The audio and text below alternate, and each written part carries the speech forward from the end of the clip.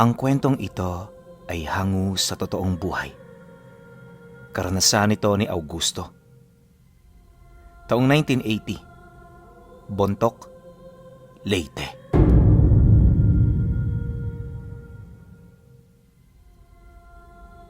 Noong mga panahong ito, nakatira ang pamilya ni Augusto sa naiwang bahay ng kanyang amain.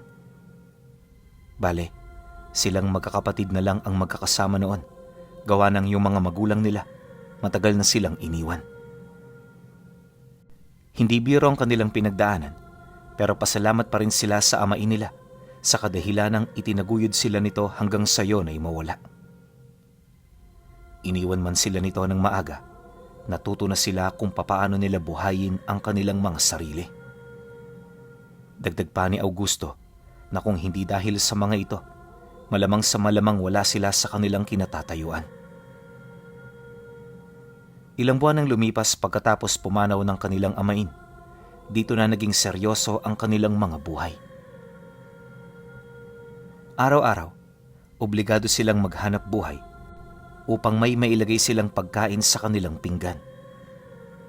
At kahit mga bata pa ang kanyang mga kapatid, hindi ito hadlang upang tumulong ito sa lahat ng gawain. Dahil sa kanilang pagtutulungan, kung kaya't kahit papaano, naging mabuti ang kanilang pagsusumikap at pagtatayo sa sarili nilang mga paa. At sa tulong din ng mga taong malalapit sa kanila, kung kaya't paunti-unti, gumiginhawa ang kanilang mga buhay. Sa paglipas ng mga taon, ang dating mga musmus nagkaroon na ng sariling mga pangarap. At bago pa man sumapit ang taong ito, dito na nagkaroon ng sariling pamilya ang mga kapatid niya. Siya lang noon ang katangi-tanging hindi nakapag-asawa dahil sa kagustuhan niyang makalikom ng sapat na pondo upang ipagawa ang bahay nila. Para sa kanya, yun na muna ang mahalaga bago siya magdesisyong lumagay sa tahimik na buhay. Ito kasi ang pangako niya sa kanilang amain bago yun tuluyang pumanaw. Bagaman hindi madali ang kanyang pinagdadaanan, nakaagapay palagi sa kanyang balikat ang kanyang mga kapatid. Minsan kapag meron itong sobra, nagbibigay din ito sa kanya para makadagdag sa ipon niya.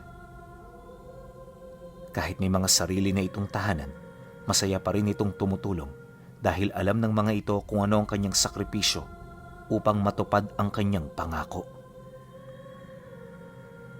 Ipinagpapasalamat naman yun ni Augusto sa kadahilanang malaki ring tulong ang ibinibigay ng mga ito. Ayon sa kanya pinuno, wala siya nung ibang iniisip ukol sa bahay na yon. Ang inakala niya luma lang itong tahanan ng mga taong mahalaga sa kanila. Subalit lingid sa kanyang kaalaman na ang antigong bahay ay nagtatago ng mga mahihiwagang lihim na nakaraan. Walang kaide-ideya si Augusto na ang mga lolo't lola nilang minsang nanirahan dito ay purong mga babaylan at dibino. Sa kanilang paglisan, marami itong naiwang gamit na hindi na natuklasan. Makalipas ang ilang buwan, dahil sa matinding pagmamalabis na makaipon ng malaki, nakamit na nga nila ang saktong halaga ng pondo para sa pagpapaayos ng bahay.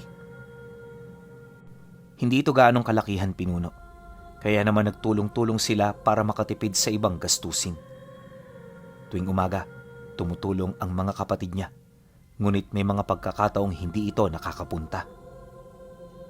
Naunawa naman niya ito sa kadahilanang meron na yung binubuhay na pamilya.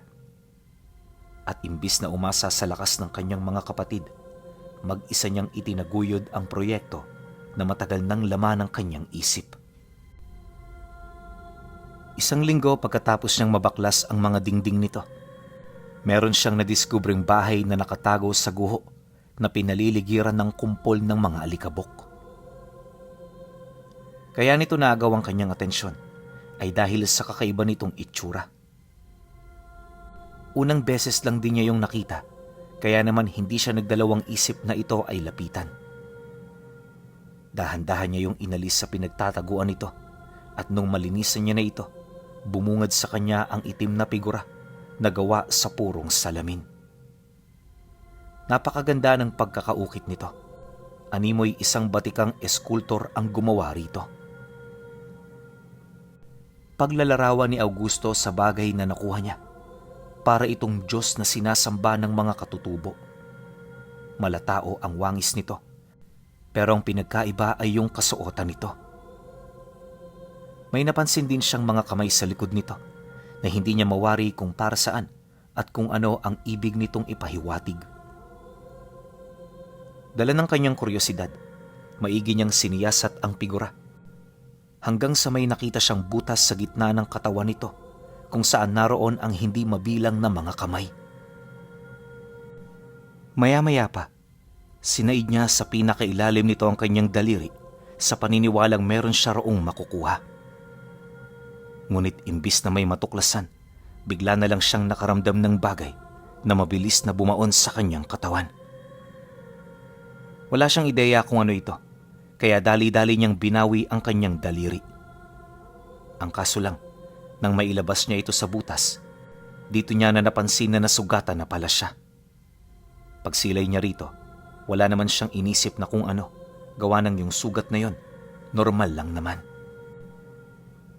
Ang kaso lang, pagtungtong ng gabi, bigla na lamang itong humapdi.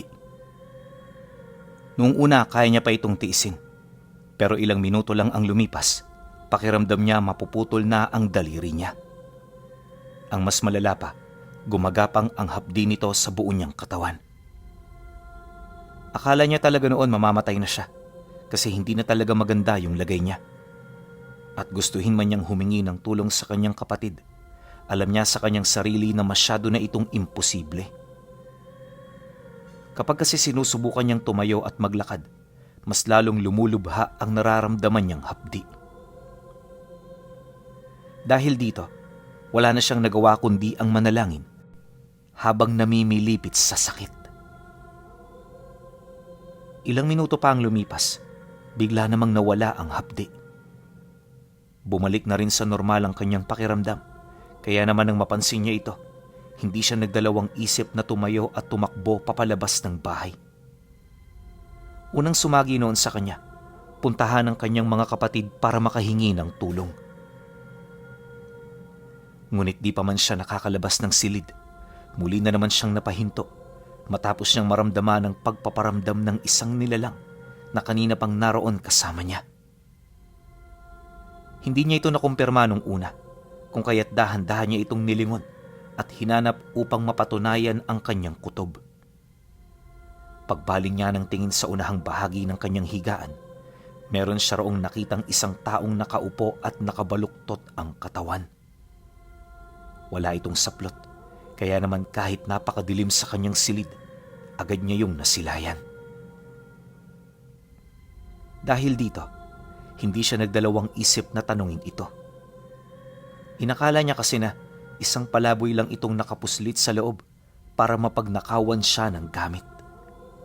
Subalit sa kanyang pagtatanong, doon niya napagtanto na hindi ito magnanakaw. Kung pumasok kasi ito para manloob, paniguradong mabilis itong aalis nung maramdaman itong magigising na siya. Ang problema, hindi yun hinintay ng lalaki, kaya naman medyo nakakapangduda ito para sa kanya. Sa pagpapatuloy ng kanyang pagtatanong, wala naman itong nagawa kundi ang mapatitig. At sa unang tingin, inakala niya talagang isa lang itong normal na tao, subalit habang papalapit, kapansin-pansin ang pagkukulay pula ng mga mata nito. Sa puntong yon, iisang bagay na lamang ang pumasok sa kanyang isipan at ito ay walang iba kundi isang aswang ang nilalang nakaharap niya. Walang sabi-sabi, mabilis naman niya itong tinalikuran para sana tumakas. Ang kaso lang, hindi pa man siya nakakahakbang, nakatayo na ito sa kanyang harapan. Unti-unti itong umaangil, animoy nagbibigay ito sa kanya ng hudyat na kung sakali mang kumilos siya ng hindi akma sa kagustuhan nito, papatayin siya nito ora mismo. Dahil sa ganoong bantang ipinakita ng nilalang, hindi siya kaagad nakakilos. Alam niya na mas mainam na sundin ang nais nito para hindi siya mapahamak. Dala ng matinding takot na kasalukuyan niyang nararamdaman, manginig-nginig naman niya itong tinanong ukol sa kailangan nito. Paulit-ulit na rin siyang nagmakaawa sa pagbabakasakaling magiging daan ito upang maisalba niya ang kanyang buhay. Ngunit sa kasamaang palad, hindi ito umepekto sa kanyang kaharap. At sa paulit-ulit niyang pagsasalita, tila bang mas lalo lang itong nakaramdam ng galit sa kanya. Hindi naglaon. Bigla naman siya nitong hinawakan ng mahigpit sa leeg habang dahan-dahang iniaangat sa sahig. Nang maramdaman niyang lumulutang na siya, doon na siya pilit nagpumiglas. Ngunit sa kasamaang palad hindi ito umubra, buhat sa hindi kapani-paniwalang lakas ng nilalang. Akala niya noong mga oras na yon mamamatay na siya. Pero ilang segundo lang ang lumipas, may nangyaring milagro. Sa hindi malamang dahilan, pinakawalan siya ng nilalang. At habang naghahabol siya ng hininga, dito niya napansin ang unti-unting pag-usli ng mga kamay nito sa likurang bahagi. Sa unang tingin halos hindi siya makapaniwala sa kanyang mga nakikita, pero sa katagalan ng kanyang pagmamasid, dito niya napagtanto na ito ay totoo. Dahil dito, unti-unti naman siyang napaatras mula sa kanyang kinatatayuan habang tulalang nakatitig sa nilalang. Maya-maya pa, dito niya na ito narinig na magsalita. Ayon sa nilalang, hindi ito nagpakita para paslangin siya, bagkus nagpakita ito upang magpasalamat sa kanya sapagkat ang kanyang dugo ang naging daan upang muling bumalik ito sa mundo ng mga buhay. Mariin din itong inilahad na matagal na panahon niya itong hinintay, kaya labis-labis ang nararamdaman nitong pasasalamat sa kanya. Sinabi rin ito na bilang gantimpala sa ginawa nitong pagpapalaya, magiging Panginoon niya ito sa loob ng 1 dekada. Kahit ano pwede niyang gawin, basta ba'y nais ito ng kanyang damdamin. Dagdag pa nito na kailangan niya lang itong pakainin ng karne ng tao 2 beses sa loob ng 1 buwan. Matapos naman itong marinig ni Augusto, nagkaroon siya ng ideya sa totoong uri nito. Dito na rin niya nakumpirma na totoo ngang 1 aswang ang nilalang. Ngunit taliwas sa mga ordinaryong aswang, hindi ito pangkaraniwan. Malakas ang kutob niya na nagmula ito sa sinaunang lahi, kaya paniguradong nagtataglay ito ng lakas na hindi pa nakikita ng ibang mga nilalang. Pagkarinig naman niya sa sinabi nito sa kanya, halos hindi niya mawari kung ano ang gagawin niya sa loob ng 10 taon. Inakala niya kasing walang kabuluhan ang abilidad nito, gawa ng nakatuon ito sa pangwasak ng kapwa niya tao. Hindi naman lumaking marahas itong si Augusto, kaya wala talaga siyang maisip ukol sa paglalagyan ng ganoong abilidad. Subalit sa paglipas ng mga araw, tila bang nagkakaroon ng galit ang kanyang puso. Dito na nagsimulang umusbong ang inggit sa kapwa at ang kagustuhan niyang makapaminsala sa bawat pamilyang nakikita niyang namumuhay ng masaya. Alam niya na hindi ganoon ang kanyang pagkatao, pero habang pinipigilan niya ito, mas lalo lang tumitindi ang kanyang pagmamalabis. Para naman makaiwas sa ganoong pag-iisip, minabuti niyang itigil na muna ang pagpapatayo sa bahay. Naging palaisipan naman yon para sa mga kapatid niya, pero hindi niya na ito pinansin. At para magkaroon din siya ng kapayapaan sa kanyang sarili, palagi siyang pumupunta sa bahay ng kanyang mga kapatid para tumambay at makipag-usap.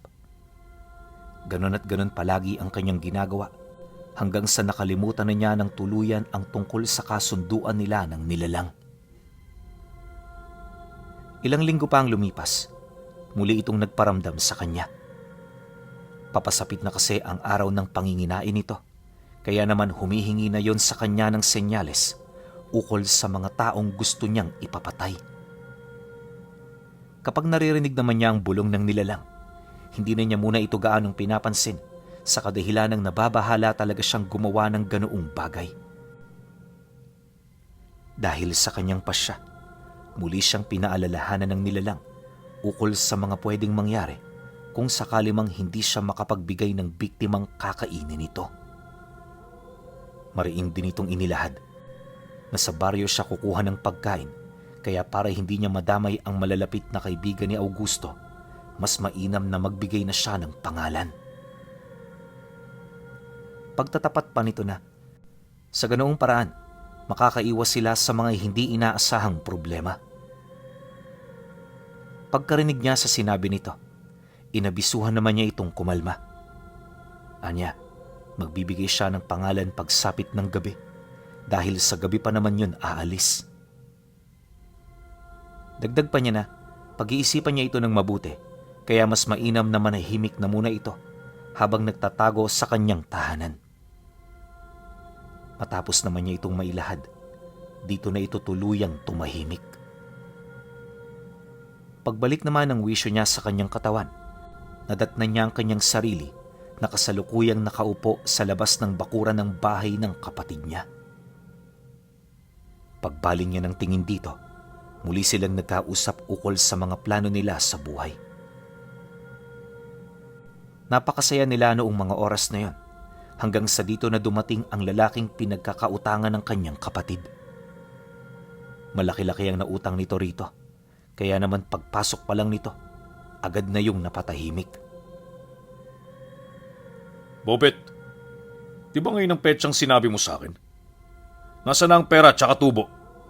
Ibigay mo na, dahil nangangailangan na rin ako ngayon. Bungad na wika nito sa kanila. Pagkarinig niya sa sinabi nito, bigla namang nandilim ang paningin niya. Gawa ng ramdam niya na parang hindi talaga yon nagpapakita ng respeto sa kanila. Oh, naunawaan niyang may utang doon ang kapatid niya. Ngunit hindi ito batayan para bastusin sila nito sa loob ng sarili nitong tahanan. Bagaman galit na siya noon, pinili niya pa ring maging mapagtimpi sa paniniwalang kakalma rin ang kausap ng kapatid niya. Ang kaso lang hindi yun nangyari. At imbis na idaan nila ito sa maayos na pag-uusap, walang kaabog-abog na nag-eskandalo ang lalaking dumayo. Pinagsisira nito ang lahat ng pinundar na gamit ng kanyang kapatid at nagawa rin itong butasan ang pintuan ng bahay. Sinubukan niya itong awatin pero imbis na huminahon nito, dinamay pa siya nito sa gulo. Kung ano-ano na rin ang sinabi nito sa kanya, na kesyo wala siyang kwentang kapatid, pulubi rin siya kagaya ng kapatid niya, at kung ano-ano pang masasakit na salita. Ilang minuto pa ang lumipas, dito na rin nagkumpulan ang kanilang mga kababaryo. May ilan na umawat sa kanilang argumento, pero marami ang nakinood lang. Nang mapansin naman yun ni Augusto, hindi na niya ninais pang dagdagan ng galit ng taong pinagkakautangan ng kanyang kapatid. Naisip niya kasi na kung magagalit siya rito, hindi niya yun basta-bastang maipapakain sa alaga niya. Maya-maya pa, pag-awat naman ng mga taong naroon, tsaka pa lamang nadala ang mga ito sa barangay. Pilit sila noong pinagkakaayos ng kapitan, pero dahil sa kawalan ng pera ng kapatid niya, hindi sumang-ayon ang pinagkakautangan nito. Babala pa nito sa kanila, paulit-ulit niyang sisirain ang mga gamit na pinaghirapan nito hanggat hindi pa yon nakakapagbayad ng utang. Mariin din itong inilahad na hindi ito ang tipo ng taong gusto nilang makalaban. Matapos naman itong makapagsalita, agad itong umalis ng walang pasabi sa kahit na sino. Paglabas nito ng barangay, dito nila nalaman na kaya pala ganoon ang ugali nito ay dahil sa malakas ang impluwensya ng pinagmulan nitong pamilya. Kilala rin itong may kaugnayan sa mga rebelde, kung kaya't hindi ito basta-bastang nasisindak. Pagkalahad naman ng kapitan ukol sa pagkatao ng lalaki, napangiti na lamang siya habang iniisip kung ano magiging itsura nito sa oras na makita na nito ang kanyang alaga. Hindi nagtagal. Matapos nilang makapaglahad ng kanika nilang mga opinyon, nagdesisyon na rin ng kapitan na pauwiin na rin sila. Ayon dito, mas mainam na lumikom na lang sila ng sapat na pera dahil unang-una, sila naman ang lumapit at nang argabyado sa pinagkakautangan nila. Dagdag pa nito na hanggat hindi nila yun nababayaran, di rin matatapos ang kanilang problema. Nang marinig naman yon ng kanyang kapatid, taus-puso naman itong nagpasalamat sa mga payo ng kanilang kapitan. Nakangiti at masaya man ito kung titingnan. Alam niya kung gaano kabigat ang pasanin na kasalukuyan nitong dinadala. Pagbalik nila sa bahay nito, dito pa lamang yun humagulgol sa pag-iyak.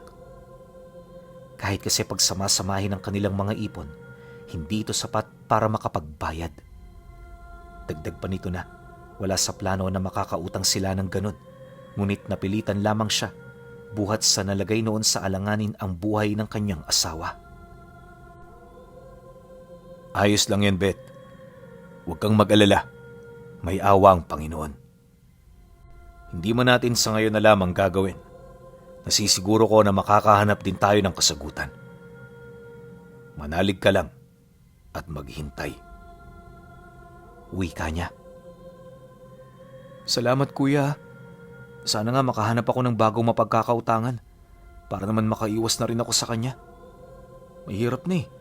Baka araw-araw niyang sirain ang mga gamit dito. Sagot naman ng kapatid niya. Nang marinig niya ang sinabi nito, hindi na siya nagsalita pa. Sa isip-isip noon ni Augusto, imposible nang mangyari ang ganoong bagay dahil pagsapit ng gabi, ipapaligpit na niya ang taong yon kasama ng mga kamag-anak nito.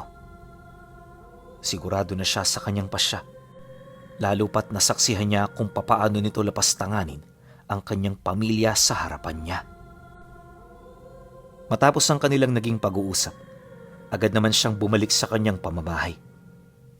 Pagbukas niya sa kwarto ng silid, nadatnan niya ang nilalang na dahan-dahang gumagapang papalapit.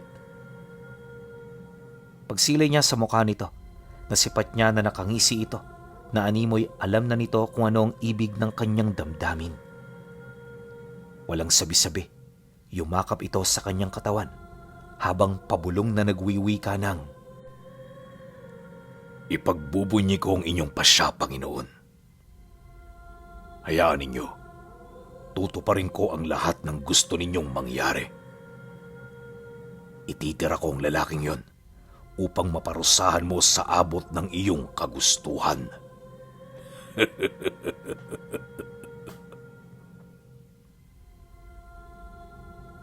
Pagkasambit nito ng mga kataga, dito na ito naghintay na sumapit ang takip silim.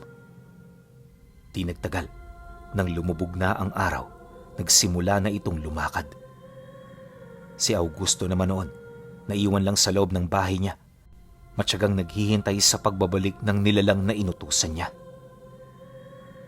Halos 2 oras din ang itinagal nito sa labas bago ito bumalik na punong-puno ng dugo ang buong katawan. Tangan-tangan na rin ng nilalang ang lalaking kanyang pinapakuha na siya namang nagbigay ng matinding kasiyahan sa kanyang puso. Pagpasok nito sa loob ng bahay, dali-dali niya itong itinali at ibinitay na patiwarik.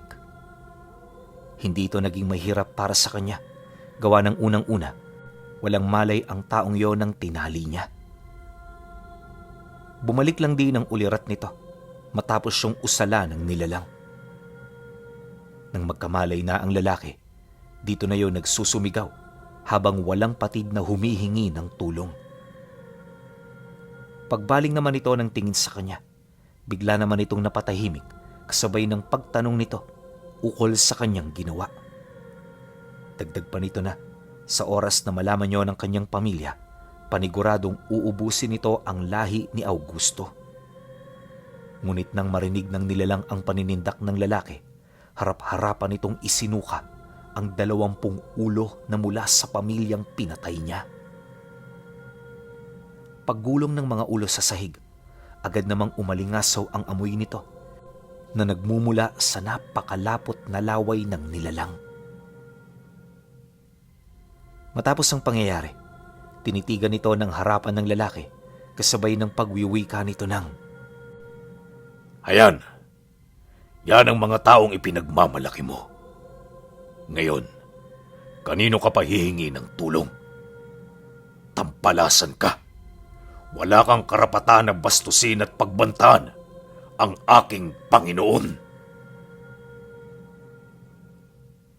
Dahil sa sinabi nito, bigla na lamang napatahimik ang lalaki. Halatado ring binalot ito ng matinding takot, kaya kahit hindi ito magsalita, alam niya na labis itong nasisindak sa mga bagay na kanyang nakita. Ilang minuto pa ang lumipas. Dito na ito nagsimulang umiyak at humingi ng tawad. Nangako rin itong tatantanan na ang kanilang pamilya at ibibigay ang lahat na meron siya kapalit ng buhay niya.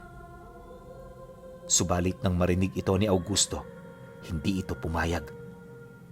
Alam nito kung anong pag-uugaling meron ang lalaking yon, kaya naniniwala siya na walang kabuluhan ang lahat ng bagay na ipinangako nito sa kanya.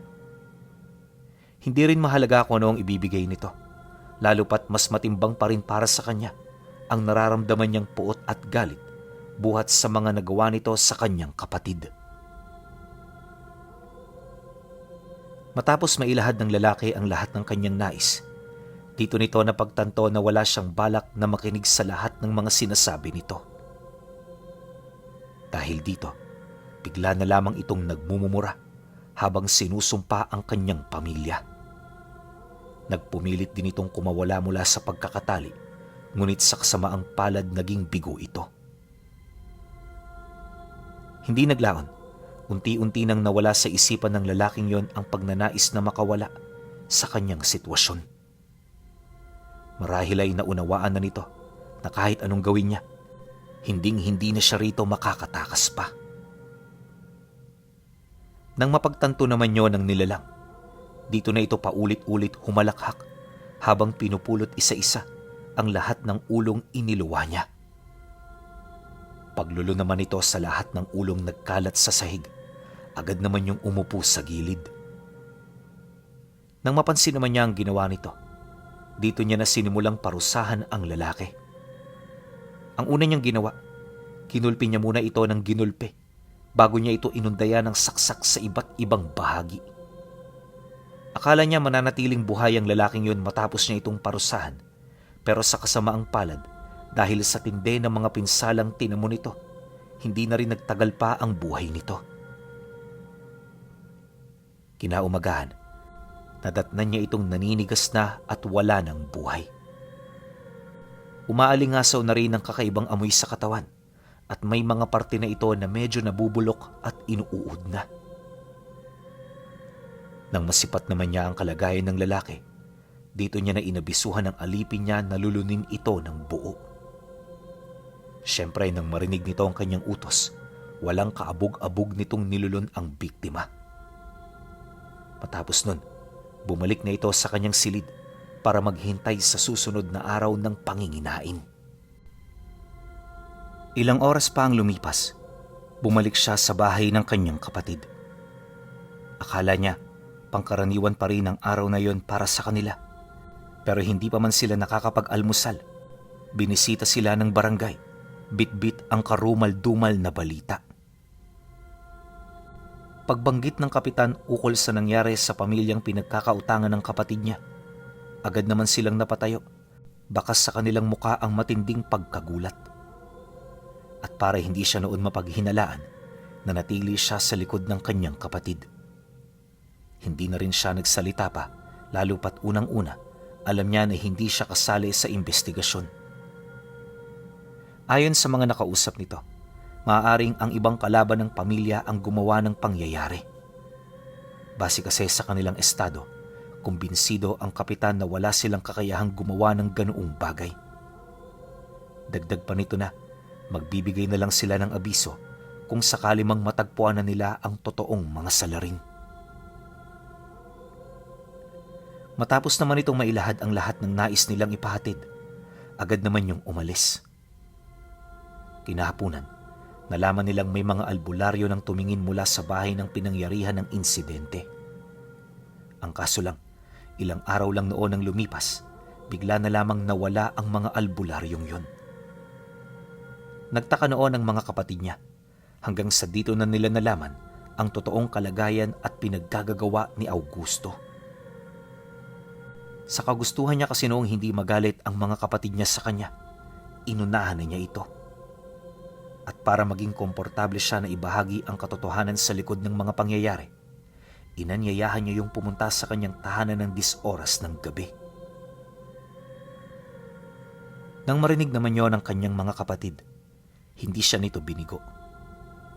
Alam kasi ng mga ito na importante ang kanyang mga sasabihin. Kaya naman pinaglaanan talaga nila ito ng oras at pagkakataon. Kinagabihan ng araw ng pagpapatawag, dumating ang mga ito ng walang ibang kasama.